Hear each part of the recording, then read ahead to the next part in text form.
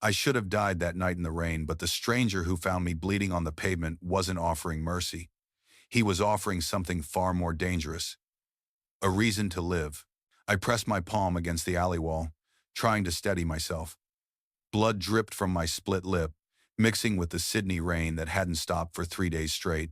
My ribs screamed with every breath, but I couldn't stop moving. If I stopped, they'd find me again. Thrown away. That's what the pack leader called me before he shoved me out the door with nothing but the clothes on my back. You're broken? You're broken. Riley. No alpha will ever want a defective omega like you. Defective. The words still burned in my chest like acid. I stumbled forward, my vision blurring. The neon lights of George Street bled together into smears of pink and blue. Somewhere behind me, voices echoed, drunk idiots looking for trouble. Probably. Or worse, pack enforcers making sure I really left the territory. My legs gave out. I hit the wet concrete hard, palms scraping against the grit. Pain shot up my wrists, but I barely felt it anymore. Everything hurt. Everything had hurt for so long that I'd forgotten what it felt like to not be in pain. Get up, I whispered to myself. Get up, Riley. You don't get to quit now. But my body wasn't listening. My arms trembled, refusing to push me upright. The rain kept falling, soaking through my torn jacket, chilling me to the bone. I could smell my own blood mixing with the city's grime exhaust fumes, rotting garbage, and something bitter I couldn't name. This is how it ends, I thought. Alone in an alley. Forgotten. Are you injured? Or just looking for attention? The voice cut through the rain like a blade, cold, sharp, and utterly devoid of sympathy. I lifted my head, water streaming down my face. Through the blur, I saw shoes first. Expensive leather, polished to a mirror shine despite the downpour. Then tailored black trousers, a wool coat that probably cost more than I'd earned in my entire life. And finally a face. Pale. Sharp cheekbones, eyes the color of storm clouds, looking down at me like I was something unpleasant he'd stepped in. His dark hair was slicked back, not a strand out of place despite the weather. He held a black umbrella over himself, completely dry while I drowned at his feet. An alpha. I could smell it even through the rain, cedarwood and smoke, threaded with something metallic. Power. Authority. The kind of scent that made omegas instinctively lower their eyes. I didn't lower mine. If you're going to stand there judging me, I rasped, at least make it quick. His expression didn't change. He stared at me for a long moment, those gray eyes scanning my face, my torn clothes, the bruises I knew were already forming along my jaw. You're bleeding, he said flatly. Brilliant observation. Something flickered across his face. Surprise, maybe? It vanished as quickly as it appeared. Most omegas in your position would be begging by now, he said. For help. For money. For shelter. I laughed, and it hurt. Most alphas in your position would have already walked away. Perhaps. He tilted his head slightly. Or perhaps I'm curious why someone would choose to die in an alley when there are far more comfortable places to give up. I'm not giving up. No?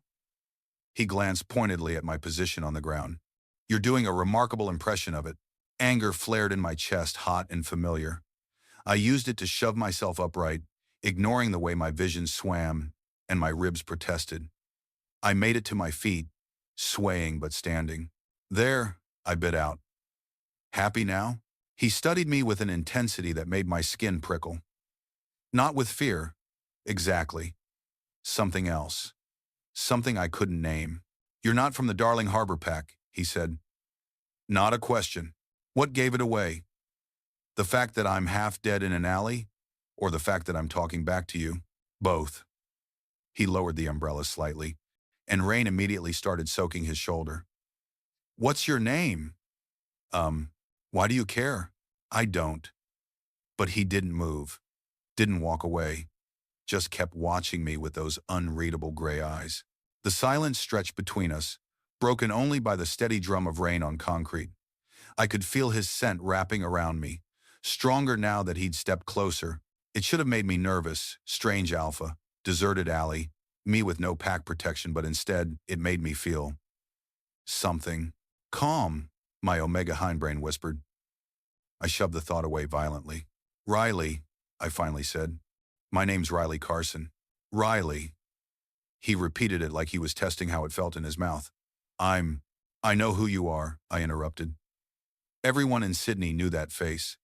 Damien Ashford, owner of Ashford Global, the mining and tech conglomerate that basically ran half of Australia's economy, 32 years old. Richer than God. And according to the news 6 months ago, dying, some rare alpha condition, genetic, incurable. The tabloids had been salivating over it for weeks before his PR team shut down the story. He raised an eyebrow. Then you know I don't have time to waste on strays. Then stop wasting it. The corner of his mouth twitched. Almost a smile. Almost. Get in the car, Riley Carson. I blinked. What? You heard me. He gestured toward the street, where a sleek black Mercedes idled at the curb. I hadn't even noticed it. Get in the car, or stay here and bleed. Your choice. Why would you? Because despite what you clearly think, I'm not in the habit of leaving injured Omegas to die in alleys. His tone was clipped, businesslike. And because you interest me, I interest you. I repeated slowly. Yes, that's the worst pickup line I've ever heard. This time he definitely almost smiled. It wasn't meant to be charming. It was meant to be honest. He checked his watch platinum, probably worth more than a car. You have 10 seconds to decide. 9. 8. My brain screamed at me that this was insane, that getting into a strange alpha's car was exactly how Omegas ended up on the news as cautionary tales, that Damien Ashford didn't do anything without a reason, and that reason was never benevolent. But my body was shutting down. I could feel it, the adrenaline fading, the cold settling deep into my bones, the blood loss making everything fuzzy at the edges. You'll die here, a voice whispered. Is your pride really worth that? 3, 2, fine, I snapped. Fine, I'll get in your stupid car. He didn't gloat, didn't smile, just turned and walked toward the Mercedes, clearly expecting me to follow. I did. The driver, an older beta in a crisp suit, opened the door without a word. I climbed in, immediately sinking into leather that was softer than any bed I'd ever slept in. The car smelled like expensive cologne and new money. Damien slid in beside me, close enough that I could feel the heat radiating from his body. The door closed. The sound of rain became muffled, distant. Where are we going? I asked. He didn't look at me. Just stared straight ahead as the car pulled smoothly into traffic. Somewhere you can bleed in private, he said. And somewhere we can have a conversation. About what? Finally, he turned those storm gray eyes on me. And for the first time, I saw something beneath the ice. Something desperate, something dying. About why a thrown-away Omega is exactly what I need, Damien Ashford said quietly. And why you're going to save my life. My breath caught in my throat. Save your life? The words came out rougher than I intended. You've got the wrong Omega.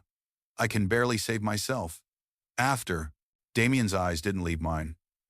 In the dim light of the car's interior, they looked darker, almost black. That's precisely why you're perfect. The Mercedes glided through Sydney's rain-slicked streets, passing blurred storefronts and late-night cafes. I should have been watching where we were going, should have been planning an escape route. Instead, I couldn't look away from him. You're insane, I said. Probably. He shifted slightly, and his scent wrapped around me stronger now, cedar wood and smoke. But underneath it, something else. Something wrong. Bitter. Like decay hidden beneath expensive cologne. But I'm also dying, so insanity seems rather appropriate. I pressed myself against the car door, trying to put distance between us. It didn't help.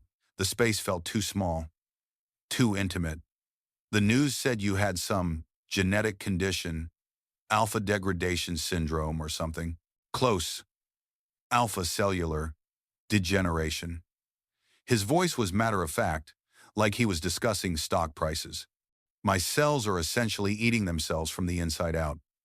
6 months ago, they gave me a year to live. Now I have 7 months left. Maybe less. The rain hammered against the windows. I watched a droplet trace down the glass, splitting into smaller streams. I'm sorry, I said, and meant it. Whatever else Damien Ashford was, Nobody deserved that. I don't want your pity, Riley. He leaned back against the leather seat, but his gaze stayed fixed on me. Hunting, calculating. I want your cooperation. For what? For a cure. I laughed a sharp, broken sound. I'm a thrown-away Omega with nothing to my name. What the hell could I possibly? You're unbonded, he interrupted. Completely unbonded. I can smell it on you. No pack ties, no alpha claim, no family connections. His eyes traced my face like he was memorizing it. You're utterly alone in the world. The words hit harder than they should have. Thanks for the reminder. Thanks for the reminder. Thanks for the reminder. It's not an insult. It's a qualification. He pulled out his phone, tapped something, then turned the screen toward me. My condition requires a very specific treatment, a complete Omega bond, not just a marking, but a true mate bond. The kind that rewrites your entire biological structure. I stared at the medical document on his phone, not understanding half the scientific jargon. So bond with someone. You're rich, powerful, and, I gestured vaguely at his face, apparently not hideous. You could have any Omega in Australia. Any Omega with pack ties, family obligations, and social aspirations. His jaw tightened. Any Omega who would see me as a meal ticket or a status symbol. Any Omega who would pretend to care while counting down the days until they inherit my fortune. The bitterness in his voice was so sharp I could taste it. You want someone with nothing to gain, I said slowly. Understanding clicked into place like a lock turning. Someone who can't use you. Someone who won't lie to me about why they're staying. He lowered the phone. Someone desperate enough to accept an impossible offer and honest enough to admit they're only doing it for survival. My heart pounded against my ribs. What's the offer? Damien reached into his coat and pulled out a folded paper. He held it between us like a grenade. Bond with me, live in my home, play the role of my devoted mate in public, and when I die, if I die, you inherit $20 million in a penthouse in Darling Point. The number hit me like a physical blow. 20 million. More money than I could comprehend. Enough to disappear. Enough to build a new life anywhere in the world. Enough to never be thrown away again. And if the bond actually works, I whispered, if it cures you? Something flickered across his face too fast to read. Then you'll have earned every cent for putting up with me. I looked down at my hands. They were shaking. Blood had dried under my fingernails, dark crescents of evidence that just an hour ago I'd been dying in an alley. This is insane. Yes, you don't know anything about me. I could be a criminal, a psychopath, someone who'd smother you in your sleep and take the money anyway. Could you? He tilted his head, studying me with that unnerving intensity. I don't think so. You had every opportunity to beg me for help, to play the pitiful Omega card, to manipulate me with tears and submission. Instead, you snarled at me like a feral cat. The almost smile returned. I find that remarkably refreshing. You find hostility refreshing? I shook my head. You really are dying, aren't you? Brain damage from the condition? He actually laughed. It was a low, rough sound, like he was out of practice. Perhaps, but my offer stands. He unfolded the paper, a contract, already drawn up. Sign this, Riley Carson. Bond with me. Let me see if an abandoned Omega's honest desperation is worth more than a pampered Omega's false devotion. The car slowed. Through the window, I saw iron gates opening onto a property that looked like something from a magazine. Modern architecture, floor-to-ceiling windows, perfectly manicured gardens even in the rain. This wasn't just wealth. This was power made tangible. And if I say no, I asked. Damien's expression went carefully blank. Then I'll have my driver take you wherever you want to go, give you enough money for a hotel and a fresh start, and we'll never see each other again. He would too. I could tell. This wasn't a threat or a manipulation. It was a genuine offer with a genuine out, which somehow made it worse. Because part of me, the smart, survival-oriented part, was already reaching for the contract, already imagining a bed that didn't hurt my back, food that didn't come from dumpsters, safety. But another part of me, the part that still had teeth, was screaming warnings. This alpha is dying. This alpha owns half of Australia. This alpha looks at you like you're a puzzle he's trying to solve before his time runs out. The car stopped. The driver opened Damien's door, umbrella already in hand. Damien stepped out, then turned back to look at me. Rain misted around him, catching in his dark hair, softening the sharp lines of his face. For just a moment, he looked almost vulnerable, almost human. "Coming?" he asked. I stared at the contract in my lap, at the blood still staining my clothes, at the impossible choice he was offering. Then I looked up at him, this dying alpha who'd found me in an alley and offered me the world in exchange for honesty. "I haven't decided yet," I said. His smile was small, but real. "Good. I'd be disappointed if you made it easy." He held out his hand. I took it. His skin was warm despite the cold rain. His grip was firm but not crushing, and the moment our palms touched, something jolted through me, electric and inevitable.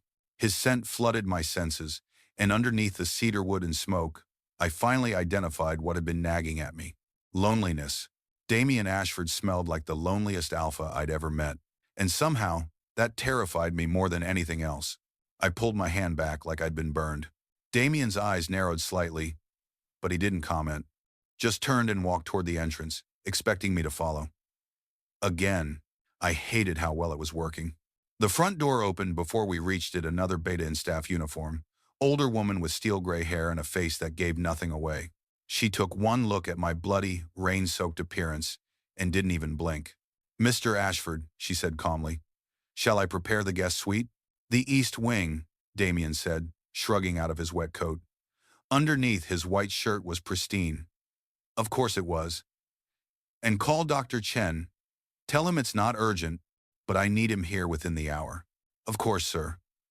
Her eyes flicked to me, assessing. "And for the young man?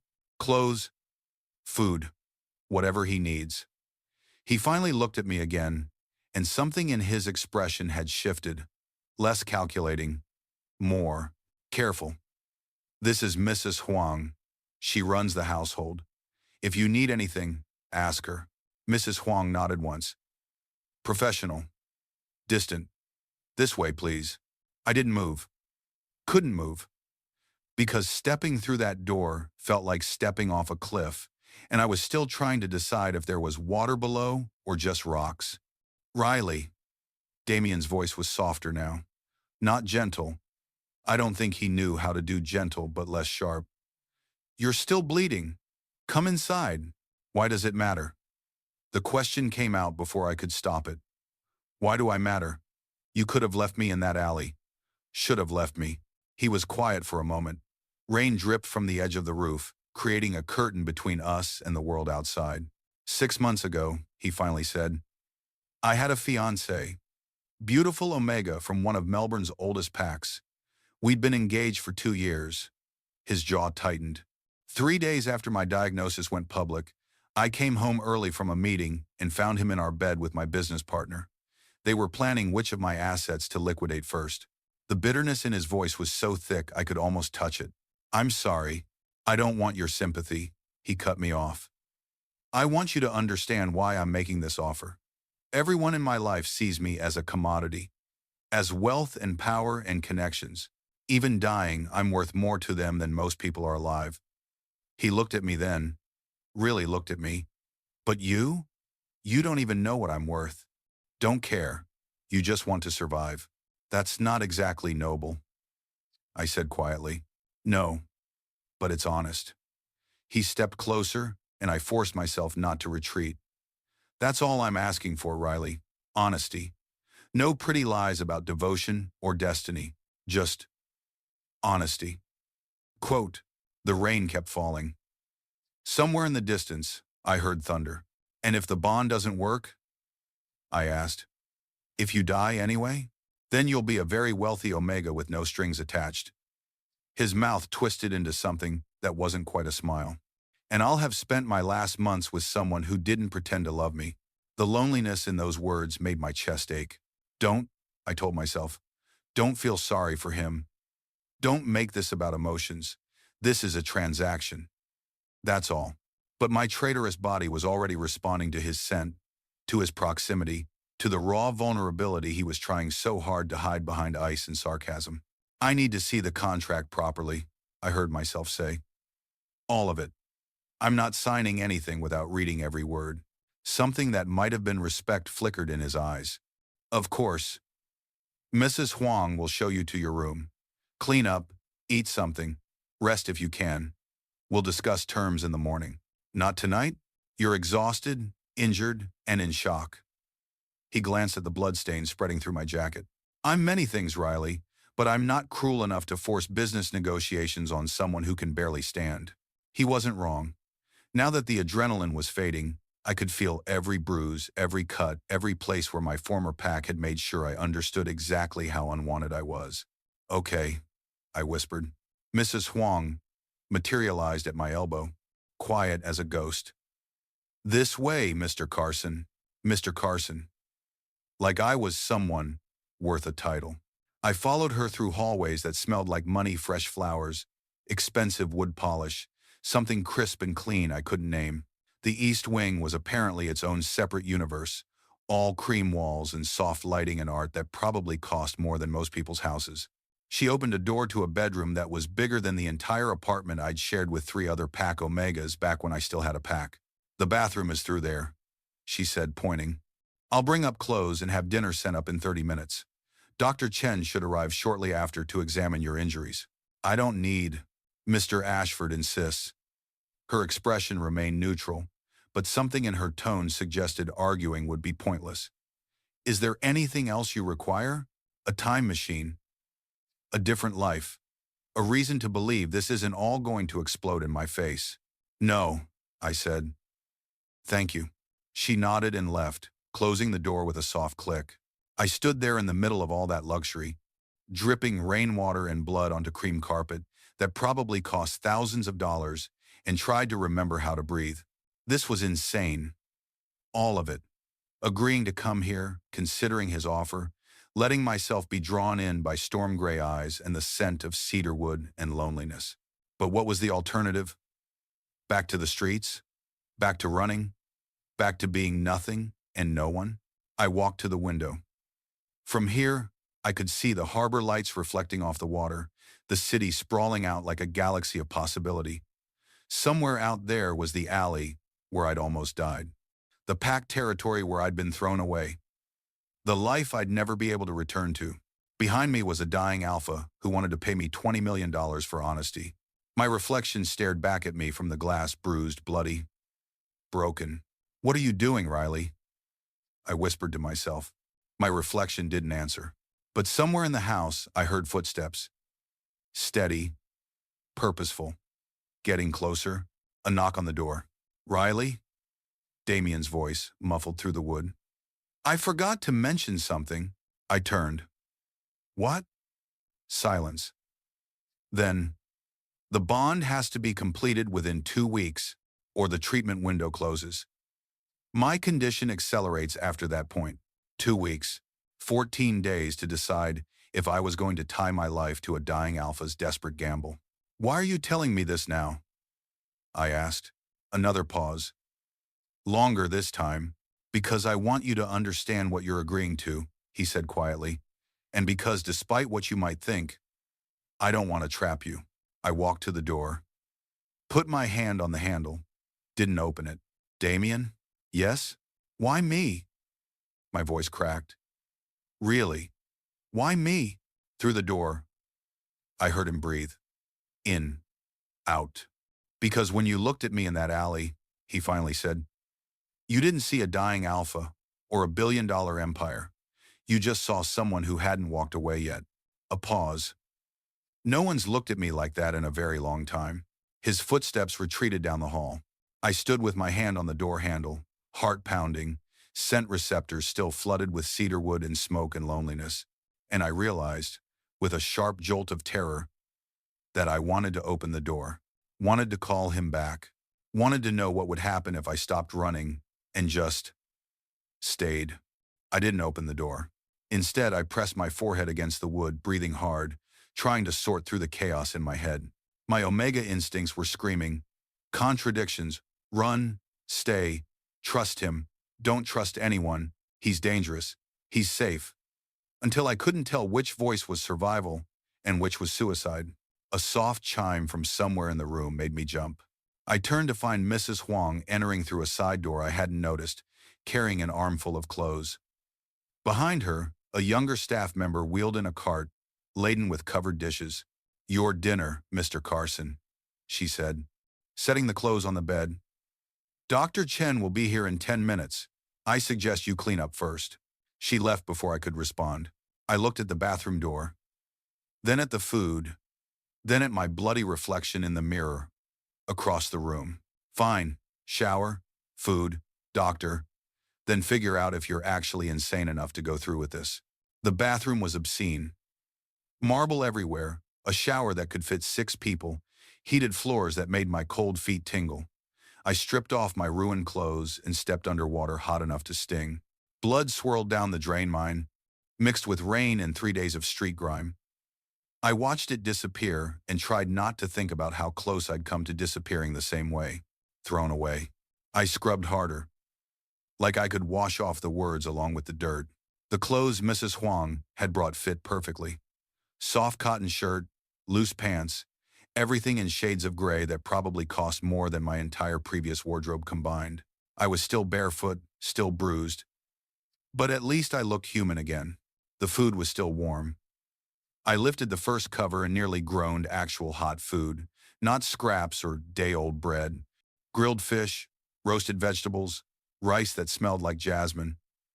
My stomach cramped with hunger so sharp it hurt.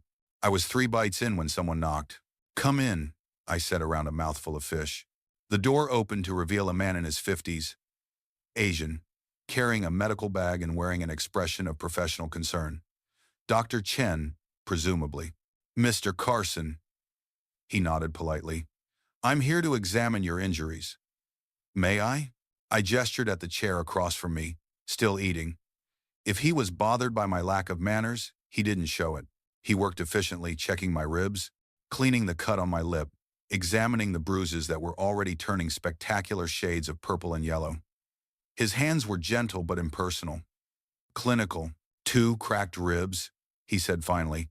"Mild concussion, various contusions, nothing that won't heal with rest and time." He paused, studying my face. "You were lucky." "Yeah, I feel blessed." He didn't smile. "I'm going to be direct with you, Mr. Carson. Mr. Ashford has informed me of his proposal." My hand froze halfway to my mouth. And as his physician, I need to ensure you understand what you're agreeing to." "Doctor." Chen pulled out a tablet, tapped it a few times, then turned it toward me. "This is alpha cellular degeneration. It's rare, genetic, and invariably fatal. The omega bond treatment is experimental. It's only worked twice in recorded medical history." I stared at the screen. Medical images showed cells literally tearing themselves apart. "What are the actual odds?" "Honestly, 20%, maybe less." His expression was grave. "And even if it works, the bonding process itself is intense, physically and psychologically. You'd be linking your biology to his at a fundamental level. There's no reversal. No divorce. If you bond with him and he survives, you're tied to each other for life." The food in my stomach suddenly felt heavy. "And if he dies anyway, then you'd experience the bond breaking. It's extremely painful. Some omegas never fully recover." "Doctor." Chen closed the tablet. "I'm not trying to discourage you. I'm trying to ensure you're making an informed decision." "Why is sad? Why do you care?" I asked. "You work for him." "I do, and I've watched him prepare for death with more grace than most people manage in a full lifetime." Something softened in the doctor's expression. "But in the last 6 months, I've also watched him become hollow. Until tonight. Sick. When police 7. Tonight, he called me personally. Not his assistant, not Mrs. Huang. Him. Doctor." Chen stood, gathering his equipment. "In 2 years of treating him, I've never heard him sound like that." "Like what?" "Like he had something to lose." The doctor left me alone with that thought and a bottle of painkillers. I finished eating mechanically, my mind racing. 20% odds, permanent bond, intense process, $20 million. I set down my fork and walked back to the window. The rain had finally stopped. There rain on wrong. And it's finally, leaving the city washed clean and glittering. From here it looked beautiful, deceptive. Another knock. I'm fine, I called out. Don't need anything else. It's me. Damien's voice sent an unwanted shiver down my spine. I debated not answering. Debated pretending to be asleep. But my hand was already on the door handle, already pulling it open. He stood in the hallway, changed into dark slacks and a gray sweater that made his eyes look almost silver. His hair was damp, like he'd showered too. He looked younger, somehow, less untouchable. Dr. Chen told you, he said. Not a question. Yeah. And? I leaned against the doorframe, suddenly exhausted. And I'm trying to figure out if you're offering me a chance or a death sentence. Maybe both. He didn't move closer, but his scent wrapped around me anyway, stronger now, mixing with whatever soap he'd used. I won't lie to you, Riley. The odds are terrible. The process is brutal. And even if everything works perfectly, you'd be bound to someone you barely know. Great sales pitch. His mouth twitched. I'm not selling. I'm being honest. Remember? We stood there. Door between us, neither moving. The hallway was quiet except for distant sounds of the house settling. Can I ask you something? I said finally. Yes. Do you actually want to live? The question came out harsher than I intended. Or are you just going through the motions because that's what people expect? Damien went very still. For a long moment, I thought he wouldn't answer. Then, I didn't want to live, I mean. Not really. His eyes met mine, and there was something raw in them, something bleeding. Every doctor's appointment, every treatment, every sympathetic look, it all felt pointless. I was going to die. The timeline didn't matter. And now? He took a breath. Let it out slow. Now I'm standing outside your door at midnight, he said quietly, trying to convince a stranger I picked up in an alley to tie his life to mine. So you tell me, Riley, does that sound like someone who's given up? My heart hammered against my cracked ribs. It sounds like someone who's scared, terrified, he corrected, because for the first time in 6 months, I actually have something to be scared about losing. You don't even know me. No.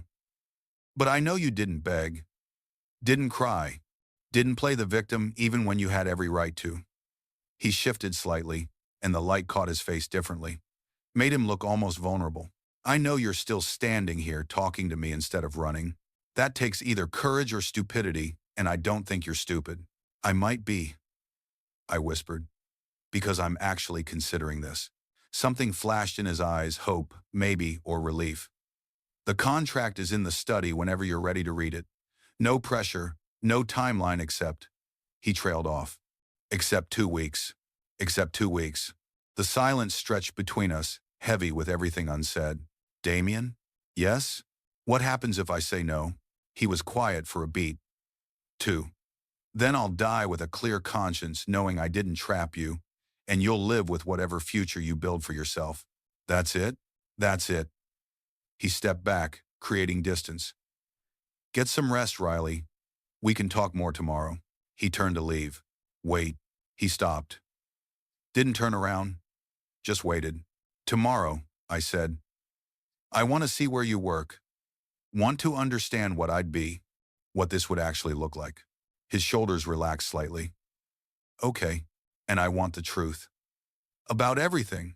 Your ex-fiancé, your company, why everyone seems terrified of you. I can do that.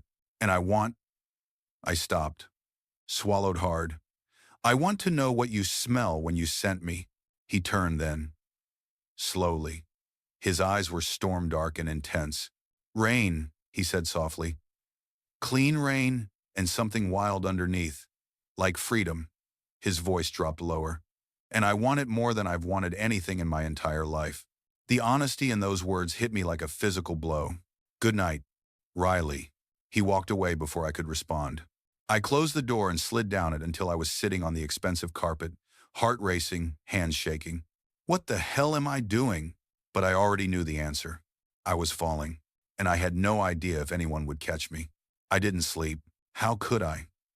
Every time I closed my eyes, I saw storm gray irises and heard that low voice saying, freedom, like it was something precious, something worth dying for.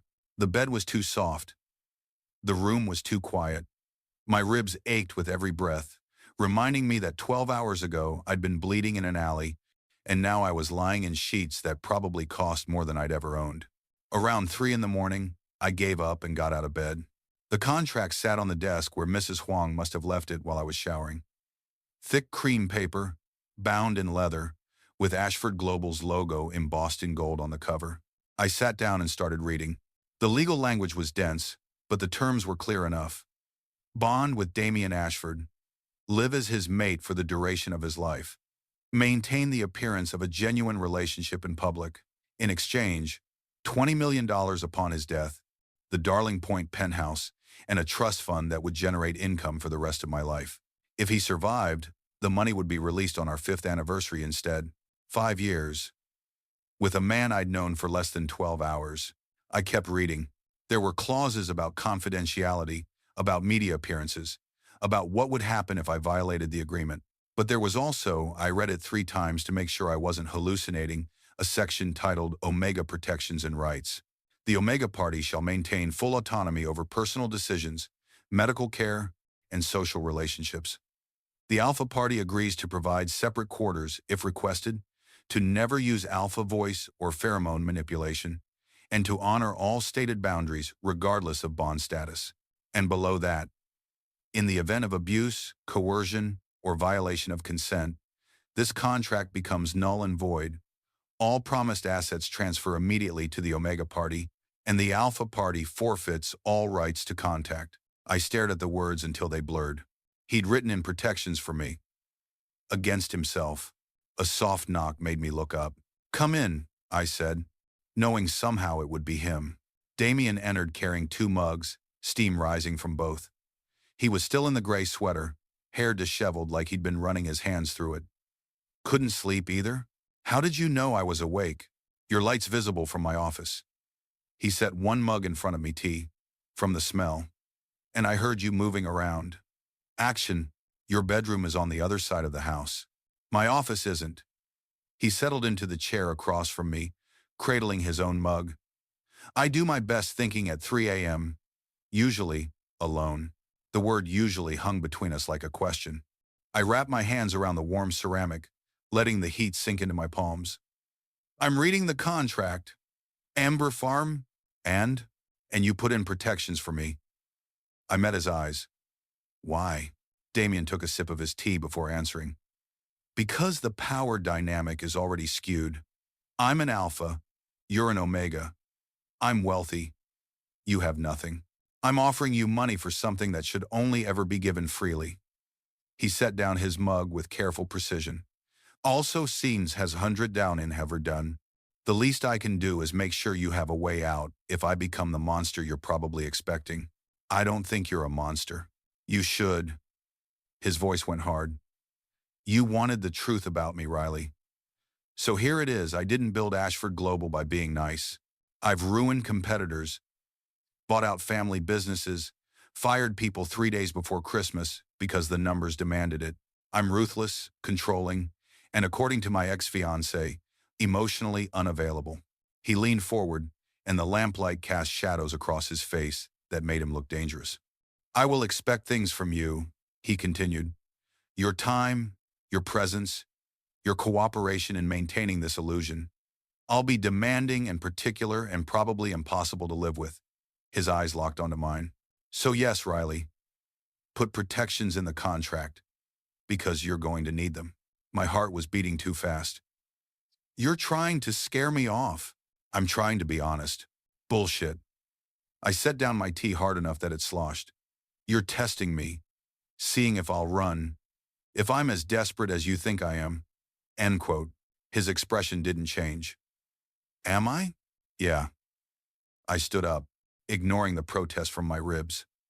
Because if you actually wanted me to leave, you wouldn't have brought me tea at 3 in the morning. You wouldn't have written protection clauses. You wouldn't look at me like. I stopped. Too late. Like what? His voice was soft, dangerous. Like I matter, I finished. Like I'm not just a transaction. Damien stood too. We were close now, close enough that I could feel the heat radiating from his body, could smell cedarwood and smoke mixing with something darker. You terrify me, he said quietly. Do you understand that? You walked into my life 12 hours ago, bleeding and defiant, and somehow you've become the only thing I can think about. Not my company, not my condition, not my impending death. Just you. I couldn't breathe. Damien, I want you to sign that contract, he interrupted. I want it so badly I can barely stand being this close to you without begging. But I also, he stopped, swallowed. I also need you to know what you're signing. Need you to understand that I'm not offering you a fairy tale. I'm offering you a dying alpha and a terrible gamble and probably a lot of pain. What if I want it anyway? The words were out before I could stop them. His pupils dilated. Why? Because I struggled to find the right words. Because my whole life, I've been told I'm not enough. Not alpha enough to be valued. Not omega enough to be wanted. Just not enough. And you look at me like I'm exactly what you need. You are. His hand came up, hovering near my face but not touching. Riley, you are exactly what I need. That's the problem. Why is that a problem? Because I'm going to die. His voice cracked. And when I do, you're going to feel it through the bond. You're going to feel me dying, feel me leaving, and there's nothing either of us will be able to do to stop it. Tears I didn't expect burned my eyes. But there's a chance. 20%. That's not zero. It's close enough. It's not. I grabbed his wrist, the one still hovering near my face, and pulled his hand down to press against my chest, right over my racing heart. Feel that? I should be dead already. Thrown away, beaten, forgotten. But I'm here. I survived. And maybe that means something. His hand flattened against my chest, fingers spreading wide. Maybe it means you're luckier than I am. And wine. By their lane. Or maybe it means we're both owed a miracle. We stood like that, his hand on my heart, my fingers wrapped around his wrist. Close enough that I could see flecks of silver in his gray eyes. Close enough that when he breathed, I breathed. If you sign this, he whispered, I won't let you go. Even if you change your mind. Even if you regret it.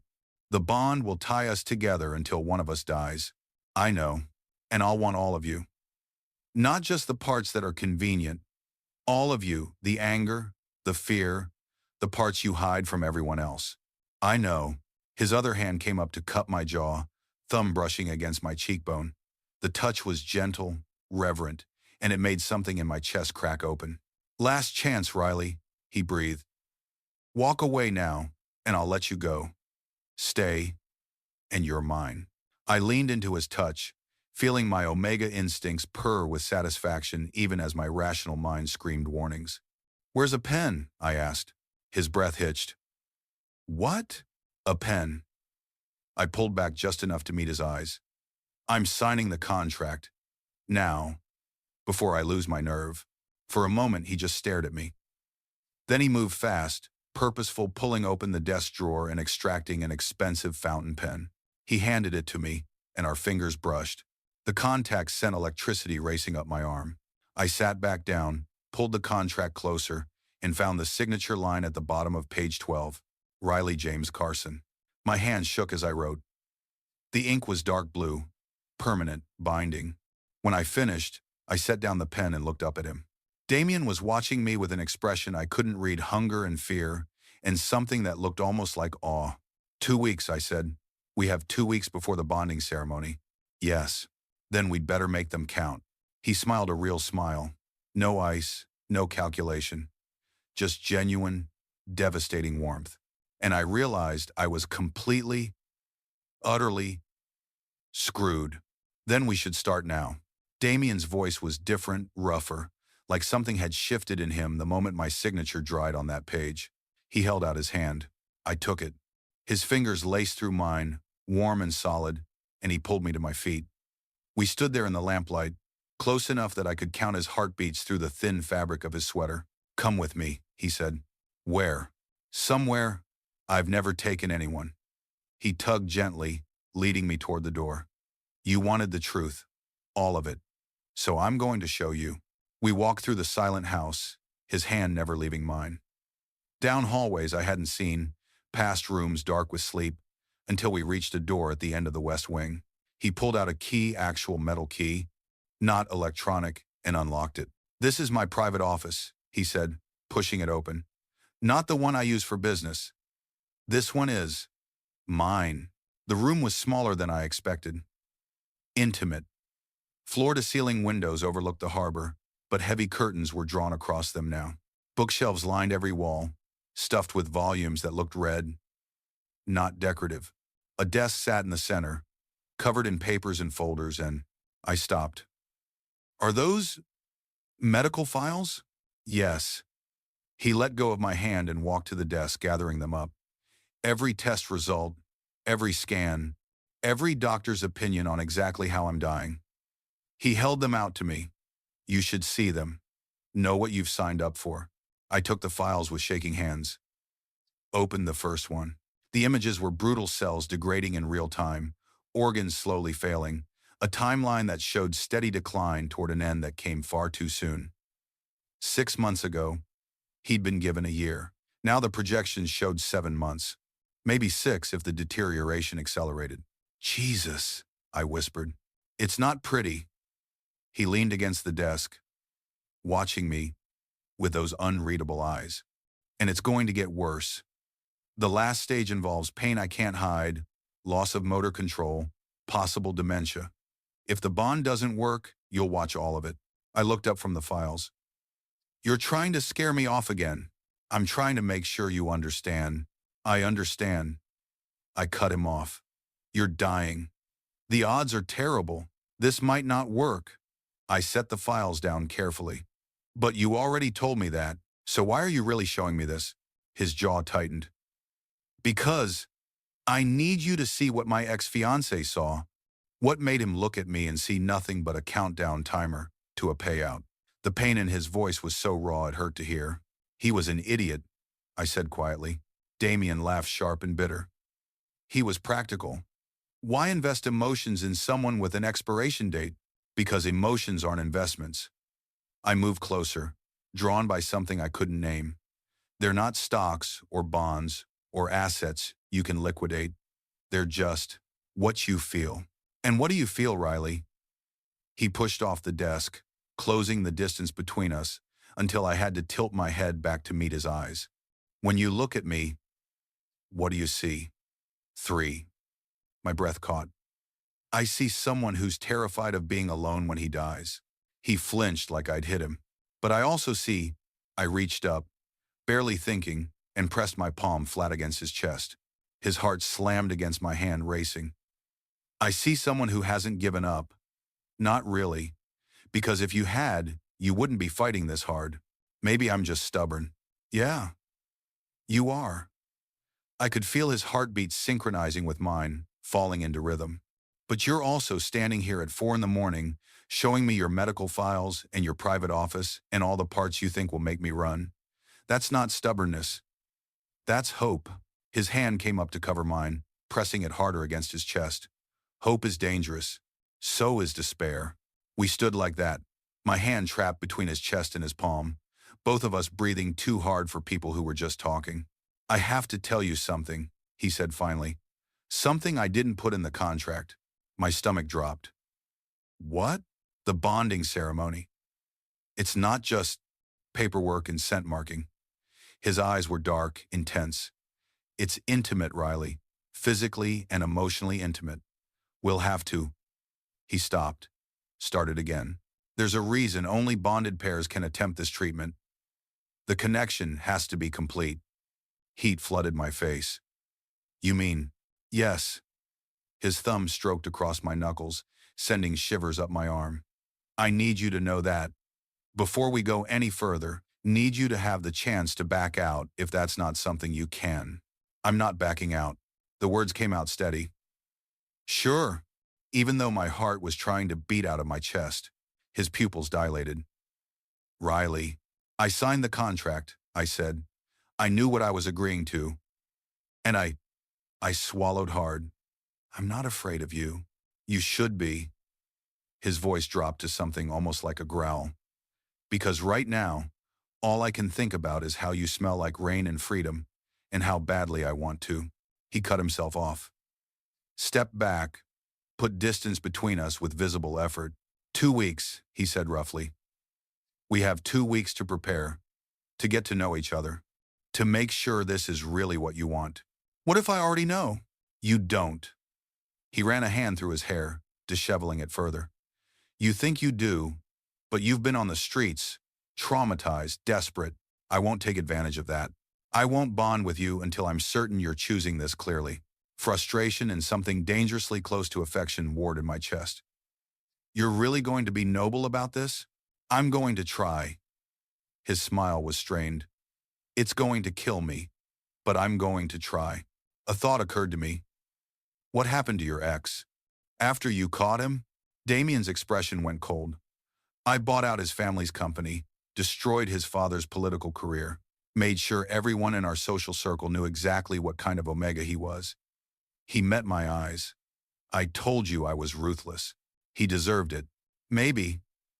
But it didn't make me feel better. He walked to the windows, pulling the curtains back. Dawn was starting to break over the harbor, painting everything in shades of gray and gold. It just made me feel empty. It ticks de burrs in one file vine. I joined him at the window, standing close enough that our shoulders almost touched. Is that when you gave up? When you decided dying alone was easier than risking it again? Yes. The admission was quiet. Until tonight, we watched the sun rise in silence, the city waking up below us. Somewhere out there, my old pack was probably celebrating that they'd gotten rid of their defective Omega. Somewhere out there, people were starting normal days with normal problems. And here I was, standing next to a dying billionaire who'd offered me the world in exchange for honesty, watching dawn break over a future I couldn't predict. Damien? When the bonding ceremony happens, I kept my eyes on the horizon. I couldn't look at him for this. Will it hurt? He was quiet for a moment. The medical part? No. But the emotional part? He turned to look at me. It's like standing naked in front of someone and letting them see everything. Every fear, every shame, every moment you've ever wanted to hide, and knowing they're seeing the same in you. Sounds terrifying. It is. His hand found mine again, fingers intertwining. But maybe that's the point. Maybe the only way to save my life is to trust someone completely, even if it destroys me. I looked down at our joined hands. His were elegant, unmarked by work or struggle. Mine were scarred and rough. But somehow, they fit. What if it destroys both of us? I whispered. Then at least we won't be alone.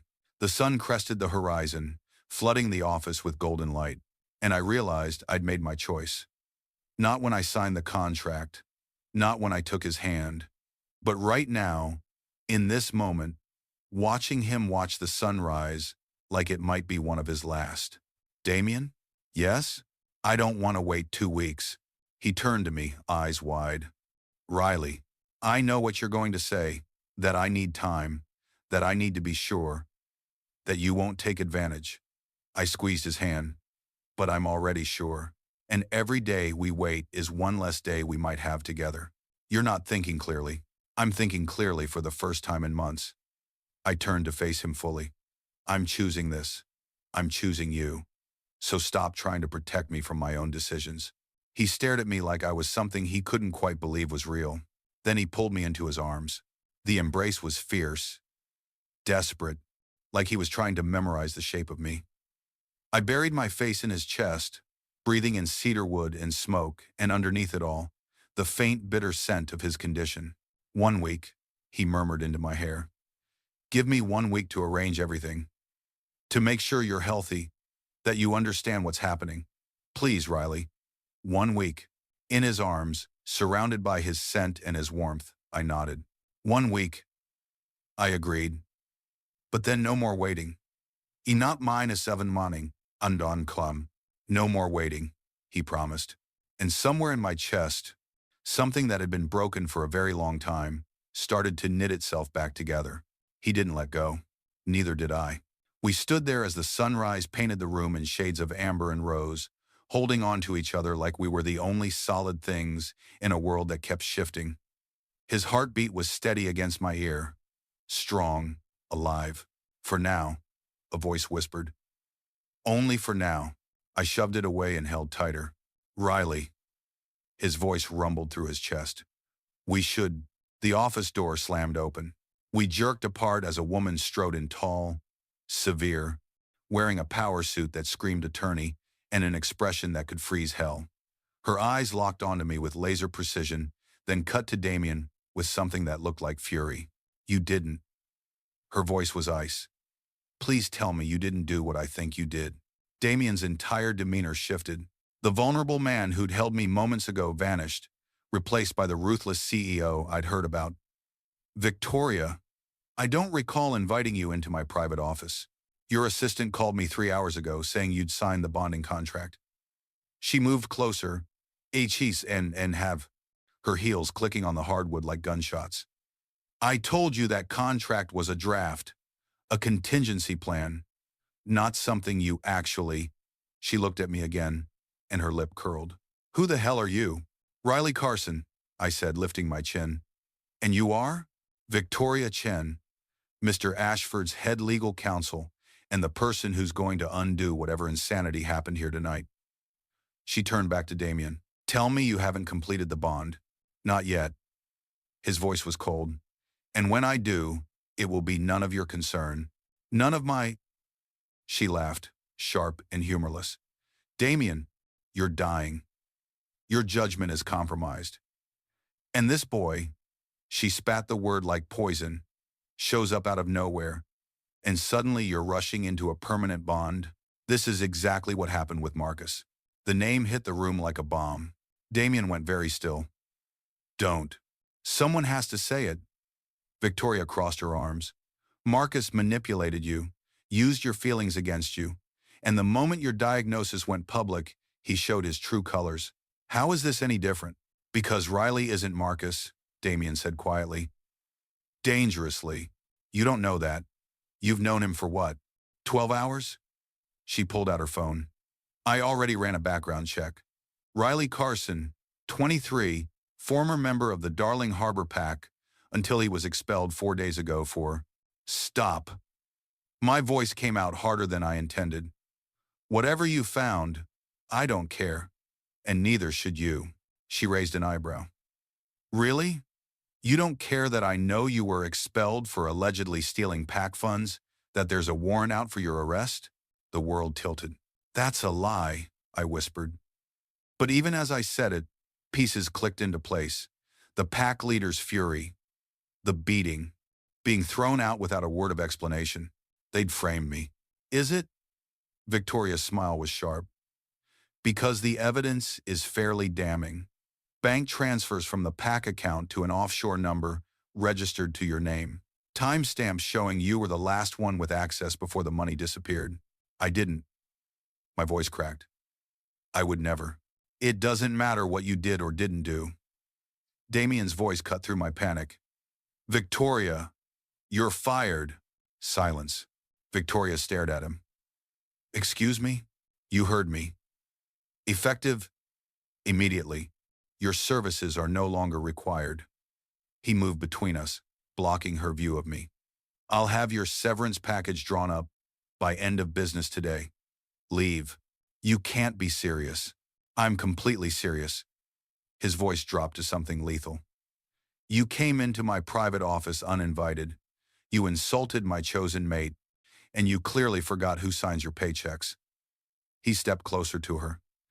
71 is a profis of your Phi 1, so let me be very clear. Get out of my house or I'll have security remove you. Victoria's face flushed red. You're making a mistake. Then it's my mistake to make. She looked at me over his shoulder, and the hatred in her eyes made my skin crawl.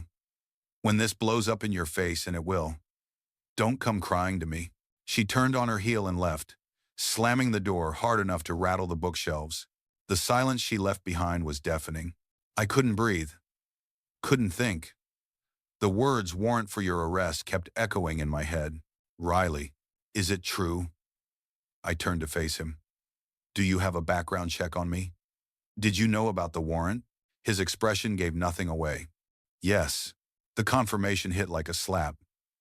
When? Dr. Chen ran it while he was examining you. Standard procedure for anyone entering my home. He moved closer, but I backed away. Riley, listen to me. You knew. My voice was shaking. You knew they framed me, and you didn't say anything. You let me sign that contract while I thought. I laughed, and it sounded broken. God, I'm so stupid. This is just another transaction for you. Find the desperate Omega with no options, dangle money in front of him, and that's not what this is. Then what is it? I demanded. Because right now it looks like you saw an easy mark and took advantage. His jaw tightened. I saw someone who'd been thrown away by people who should have protected him. Someone who survived when he should have died. Someone who looked at me and saw a person instead of a walking trust fund. He closed the distance between us. And this time I didn't retreat. Yes, I knew about the warrant. No, I don't believe you stole anything. And yes, I still want to bond with you. Why? The question came out desperate. Why would you risk everything for someone you barely know? Someone who might be exactly what Victoria said, a manipulator looking for a payout? Because you're not.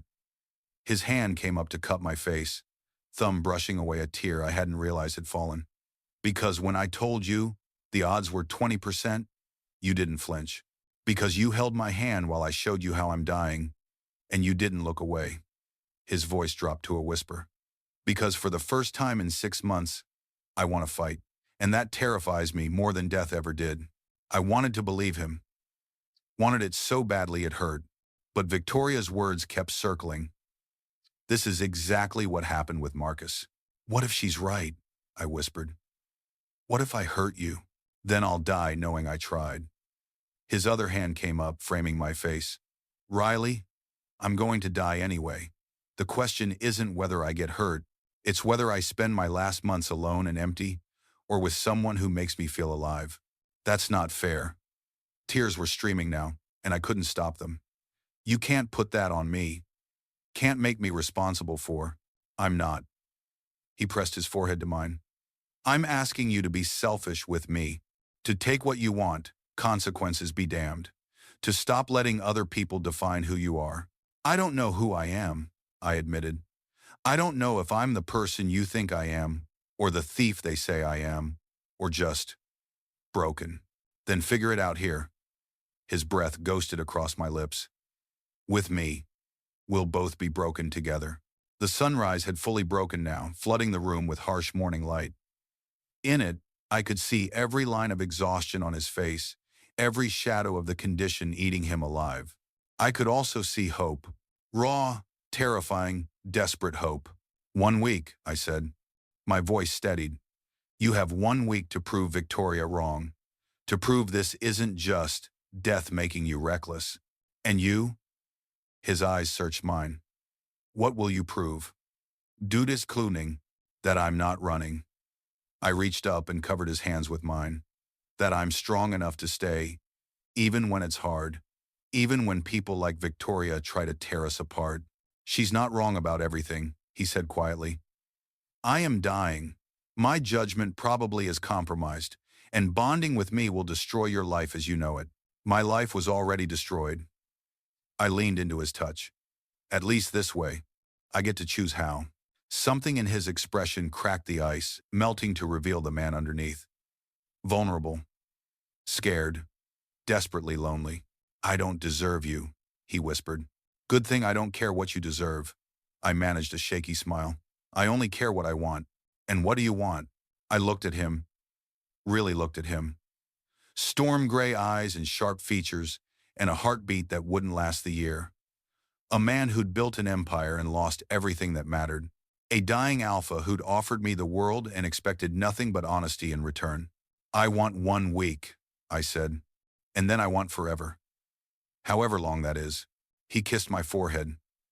Gentle. Reverent. 1 week, he agreed. And then you're mine. And you're mine, I countered. His smile was small but genuine. Fair warning, I'm a terrible investment. Lucky for you, I've never been good with money anyway. We stood there in the morning light, holding on to each other while the world outside started to wake. Somewhere, Victoria was probably calling lawyers. Somewhere, my old pack was probably celebrating their successful frame job. And somewhere, a clock was counting down the days until Damien Ashford's body gave up. But right now, in this moment, we were alive. And that was enough. Damien. His name felt different on my tongue now. Heavier, more real. There's something I need to tell you. He pulled back slightly, searching my face. What is it? I swallowed hard. The words felt like glass in my throat.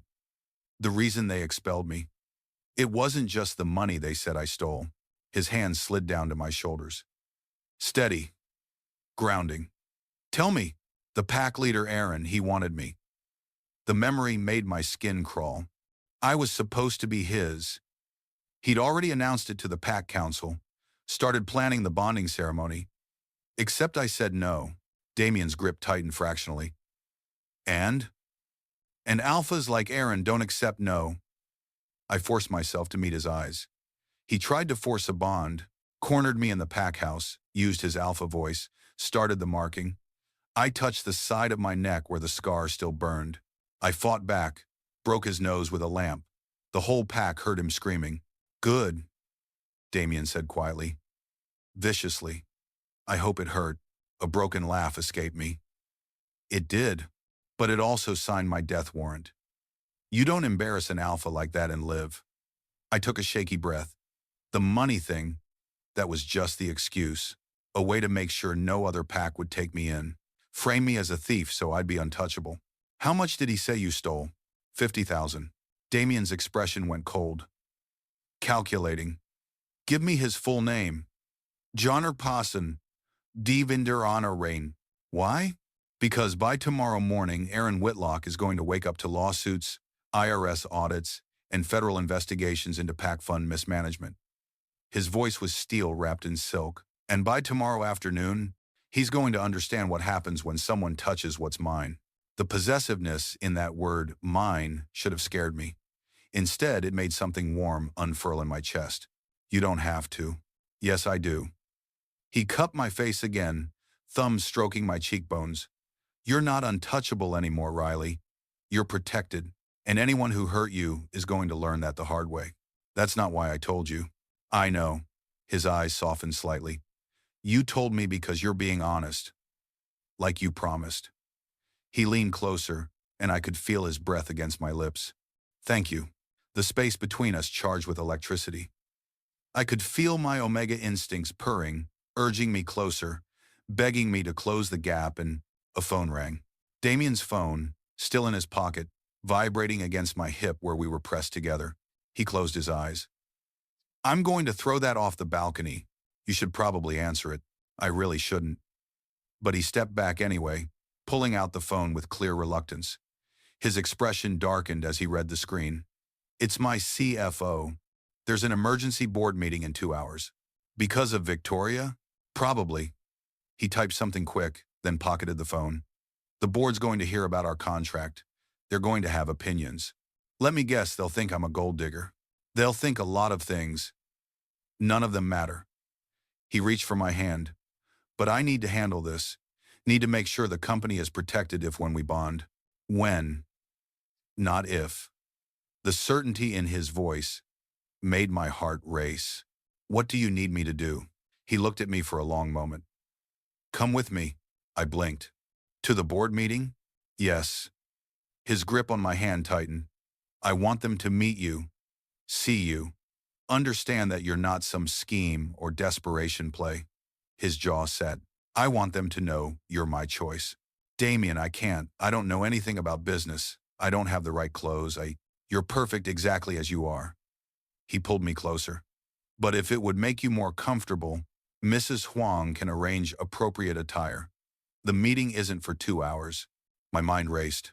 A boardroom full of powerful people who'd look at me and see exactly what Victoria saw in nobody Omega trying to trap their dying CEO. But Damien was watching me with those storm gray eyes, and I could see what he wasn't saying. I need you there. I need to not face this alone. Okay, I heard myself say. I'll come. Relief flashed across his face, so quick I almost missed it. Thank you. But Damien, I hesitated. What if they're right? What if this is too fast, too reckless? Then we'll be reckless together. He brought my hand to his lips, pressing a kiss to my knuckles that made my breath catch. Besides, I've spent 6 months being careful and logical and preparing for death. Where did that get me? So, he turned my hand over, kissing my palm. Alone. Empty. Ready to give up. His lips traced the inside of my wrist. And I shivered. But you. Another kiss, higher up my forearm. You make me want to fight. Higher still. Want to live. He looked up at me through dark lashes. Want to be selfish and reckless and completely irrational. This is a terrible business strategy, I managed, even as my knees went weak. The worst. He straightened, and suddenly we were chest to chest again, which is why it might actually work. Wergen's hands about 16 plus, and the 16, his scent wrapped around me cedarwood and smoke, and underneath it all, that bitter edge of his condition. But there was something else now, too. Something warm and alive and desperate. Want. We should get ready, I whispered. For the meeting. We should. He agreed, but neither of us moved. The moment stretched, taut as a wire. His eyes dropped to my lips. Mine dropped to his. The air between us felt thick enough to drown in. Riley. My name was a warning. A plea. Yeah, if I kiss you right now, I won't stop. My heart hammered. Maybe I don't want you to stop. His control visibly cracked. We agreed to wait. 1 week. I won't. 1 week until the bonding ceremony, I corrected. You didn't say anything about kissing. His pupils dilated. That's a dangerous loophole. Then close it. For one breathless moment, he didn't move. Just stared at me like I was something precious and terrifying and impossible. Then he kissed me. It wasn't gentle, wasn't sweet or tender, or any of the things first kisses were supposed to be. It was desperate and claiming, and edged with the knowledge that time was running out. His hands tangled in my hair, angling my head exactly where he wanted it. I grabbed his sweater, pulling him closer, needing more contact, more heat, more him. He tasted like black coffee and something darker. Addictive. I opened my mouth under his, and he groaned, low and rough, the sound vibrating through both of us. My back hit the bookshelf. Books tumbled. Neither of us cared. His mouth moved to my jaw, my neck, hovering over the scar Aaron had left. Tell me to stop. He breathed against the damaged skin. Tell me this is too fast. Don't stop, I gasped. He kissed the scar. Gentle this time. Reverent. Like he could erase the memory with his lips. Mine, he murmured against my throat. You're mine, Riley Carson. Not Aaron's. Not your Pax. Yours. I agreed. My omega hindbrain was singing, practically glowing with satisfaction. But Damien, you're mine too. He pulled back just enough to meet my eyes. His were nearly black, pupils blown wide with want. Yes. Say it. Understanding flickered across his face. He knew what I was asking for. Knew I needed to hear it the same way he'd needed to claim me. I'm yours, Riley. His voice was rough, honest, stripped of all pretense. For however long I have left, I'm completely, irrevocably yours. Something in my chest that had been locked tight for years finally broke open. I kissed him again, pouring everything I couldn't say into it, the fear, the hope, the impossible growing feeling that this broken, dying alpha had somehow become my entire world in less than 24 hours. When we finally broke apart, both breathing hard, he rested his forehead against mine. We still have to go to that meeting, he said. I know, and they're going to be hostile. I know, and you're still willing to walk in there with me? I pulled back enough to look him in the eye. Damien, I fought off an alpha twice my size with a lamp. I survived 4 days on the streets with a price on my head. I signed a contract to bond with a dying man. I smiled, sharp and a little feral. You think a boardroom scares me? His answering smile was pure heat. God, I want you. 1 week, I reminded him. You promised. Worst promise I ever made. But he stepped back, putting space between us with visible effort. Go. Get ready. Mrs. Huang will help you. I headed for the door, then paused. Looked back. He was watching me with an expression that made my omega purr, hungry and possessive and utterly focused. Damien? Yes? After the meeting, I bit my lip. Can we do that again? His smile turned dangerous. Riley, after that meeting, I'm not letting you out of my sight for the rest of the week. I left before I could do something stupid, like go back and kiss him again. But I could feel his eyes on me the entire way down the hall, and I'd never felt more wanted in my entire life. 2 hours later, I stood outside the Ashford Global boardroom, wearing a suit that cost more than I'd ever owned, trying to remember how to breathe. Mrs. Huang had transformed me. The bruises were covered with makeup, my hair was styled, and the charcoal suit fit like it had been made for me. I looked like I belonged here. I'd never felt more like an imposter. Ready? Damien appeared at my elbow, also in a suit navy this time, making his eyes look like molten silver. No, I admitted, but let's do it anyway. No, maybe. I lever one. His hand found mine. Squeezed once. Remember, you're not here to convince them. You're here because you're mine, and I want them to see what that means. The doors opened. 12 faces turned toward us, older men and women in expensive clothes, expressions ranging from curiosity to outright hostility. Victoria sat at the far end, her smile venomous. Gentlemen? Ladies? Damien's voice carried absolute authority as he led me to the head of the table. This is Riley Carson, my chosen mate. We'll be completing the bonding ceremony in 6 days. Immediate uproar. This is insane. Barely know him. Clearly taking advantage. Damien's hand tightened on mine. I didn't ask for your opinions. I'm informing you of my decision. An older woman with steel gray hair leaned forward. Damien, we understand you're unwell, but this Omega appears out of nowhere, and suddenly you're rushing into a permanent bond? We have a responsibility to protect this company. From what, Margaret? Damien's voice was ice. From me making a personal choice about my own life? From you making choices that affect shareholders while you're clearly not. She stopped. Not what? He leaned forward. Say it. Say it. Say it. Not thinking clearly. She finished quietly. The medical reports show cognitive decline has already begun. We're worried you're being manipulated. The words hit like a slap. I felt Damien tense beside me. I see. His voice had gone dangerously soft. So you think I'm incompetent? We think you're dying, another board member said. And this Omega, no offense. Son stands to inherit a fortune from a man he met less than a day ago. You have to see how that looks. I don't actually, I said. Every eye turned to me. Because from where I'm standing, it looks like you're all so focused on the money that you can't see what's actually happening here. Victoria's smile widened. And what's that? He's fighting. I looked at Damien, saw the exhaustion he was trying to hide, the way his hand trembled slightly in mine. For the first time in 6 months, he's actually fighting to live, instead of just waiting to die. How touching, Victoria said. But fighting doesn't change medical reality. The bonding treatment has a 20% success rate, which is 20% more than he had yesterday, I interrupted. 20% more than he'll have if he dies alone, because all of you are too busy protecting assets to see that he's a person, not a portfolio. Silence. Margaret's expression softened slightly. You care about him. Yes. The admission came easily. I know you all think I'm here for the money.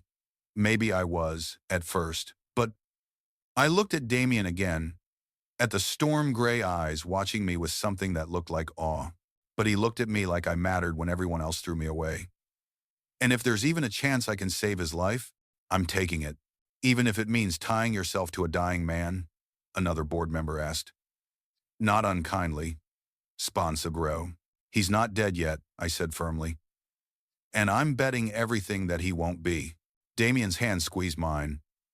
Hard. The bonding ceremony will proceed as scheduled, he said, his voice steady again. If any of you have issues with that, you're welcome to tender your resignations. He stood, pulling me up with him. This meeting is over. We walked out together, his hand never leaving mine. The moment the boardroom doors closed behind us, he pulled me into an empty conference room and kissed me breathless. He kissed me again. Incredible. Another kiss. You were incredible. I laughed against his mouth. I just told your entire board they were heartless. They needed to hear it.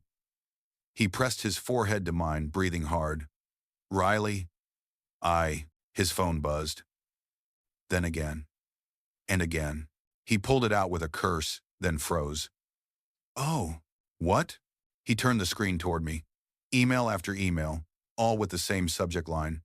Resignation, effective immediately. Victoria quit, he said, scrolling, and 3 other board members. He looked up at me, and suddenly he was grinning, actually grinning. They quit. Is that good? It's perfect. He spun me around, and I yelped. They were the ones blocking every progressive initiative I proposed, the ones who cared more about quarterly profits than long-term sustainability. He set me down but kept his arms around me. You just saved me months of corporate warfare. I did? You did. His expression sobered. But more importantly, you stood up for me. For us. You didn't have to do that. Yes, I did. I reached up to touch his face. Because you were right. I'm done letting other people define me. Done running. I smiled. I'm choosing to stay. Choosing to fight. Choosing you. Even knowing the odds? Especially knowing the odds. I pulled him down for another kiss. 20% is better than 0, and I've survived worse. We both have, he murmured against my lips. His phone buzzed again. This time when he checked it, his expression changed to something fierce. What now? Aaron Whitlock was just arrested. He showed me the news alert. Federal charges for embezzlement and Omega trafficking. Apparently, you weren't the first Omega he tried to force bond. My knees went weak. How? I made some calls this morning. Had investigators looking into PAC records. His smile was sharp. Turns out Aaron's been running quite the operation. Forcing bonds, stealing PAC funds, selling Omegas to other PACs when they resisted. His arms tightened around me. He'll spend the next 20 years in prison. Minimum. I couldn't speak. Could barely breathe. The man who'd tried to destroy me was finally facing justice. You're safe now, Damien said softly. Completely safe. The warrant's been dropped. Your name cleared. You're free, Riley. Free. The word felt foreign. Impossible. But standing in Damien's arms, I started to believe it might actually be true. 6 days later. The bonding ceremony was private, just us, Dr. Chen, and Mrs. Huang as witness. No board members, no press, no spectators. Just 2 broken people choosing each other. Dr. Chen explained the process one final time. Once you begin, there's no stopping. The bond will form whether the treatment works or not. You'll feel everything he feels. If he dies, I know. I interrupted. I understand the risks. Damien's hand found mine. Last chance to change your mind. I looked at him. Really looked. In 6 days, we'd talked for hours, learned each other's histories, built something fragile and real and terrifying. He'd shown me his company, introduced me to his life, let me see every broken piece, and I'd fallen completely, irrevocably in love with him. No changing my mind, I said. I'm all in. His smile was blinding. Then let's do this. The ceremony itself was surprisingly simple. Ancient words in a language I didn't understand. Dr. Chen's steady guidance. Damien's teeth at my neck, my own mouth finding the unmarked skin of his throat. And then, the bond slammed into place. I felt everything. His fear, his hope, his overwhelming love, his pain, God, the pain of his condition, the way it burned through him constantly. But underneath it all, something else. Something shifting. The cells that had been destroying themselves suddenly, stopped. It's working, Dr. Chen breathed. The bond is stabilizing his condition. I can see it on the monitors, but I wasn't listening. I was drowning in Damien, in us, in the connection that tied us together so completely, I couldn't tell where I ended and he began. Riley, his voice in my head, in my heart, everywhere. I can feel you. I know. I pulled back enough to see his face. His eyes were glowing, actually glowing with golden light. Damien, your eyes. Alpha healing response, Dr. Chen said, voice shaking with excitement. The bond triggered it. His body is repairing itself. We stared at each other, barely daring to hope. Run the full scan, Damien ordered, never looking away from me. I need to know if, already on it. The next hour was a blur of tests and scans and medical jargon I couldn't follow. But I understood the important part when Dr. Chen finally looked up with tears in his eyes. Complete cellular regeneration, he said. The degeneration has stopped. Reversed, actually. His voice broke. You're going to live, Damien. The room went silent. How long? Damien's voice was barely a whisper. Normal alpha lifespan. 60, 70 years. Maybe more. Dr. Chen wiped his eyes. The bond saved you. He saved you. Damien turned to me, and I saw my own shock reflected in his face. Then he kissed me.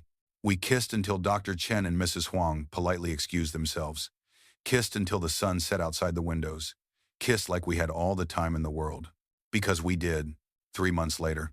I woke up to sunlight streaming through floor-to-ceiling windows and Damien's arm wrapped around my waist. Morning, he murmured against my neck. The bond hummed between us, warm, alive, permanent. Morning, I turned to face him. 3 months, and I still wasn't used to waking up next to him. Wasn't used to being wanted, being safe, being loved. What are you thinking about? He asked, reading my expression easily through the bond. How different everything is. I traced the mark on his neck, my mark, claiming him as thoroughly as he'd claimed me. 3 months ago, I was dying in an alley. And now you're the co-owner of Ashford Global, sitting on 3 different charity boards, and personally overseeing our new Omega Protection Initiative. His smile was proud. You've been busy. So have you. I poked his chest.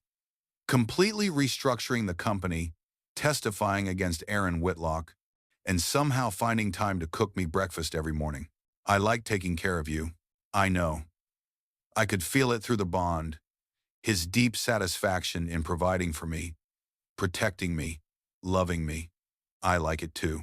We lay there in comfortable silence, the bond pulsing gently between us. Through it, I could feel his contentment, his love, and underneath it all, his continued amazement that this had worked, that we'd worked. Riley, I love you. He'd said it before. Many times, but it still made my heart race. I love you too. I kissed him softly. My ridiculous, impossible alpha who bet everything on a 20% chance. Best gamble I ever made, he murmured against my lips. And through the bond, I felt the absolute truth of it. We'd both been thrown away. Both been dying in our own ways, but we'd found each other in the darkness. And together, we'd chosen to live. Do you believe fate brings lost souls back together?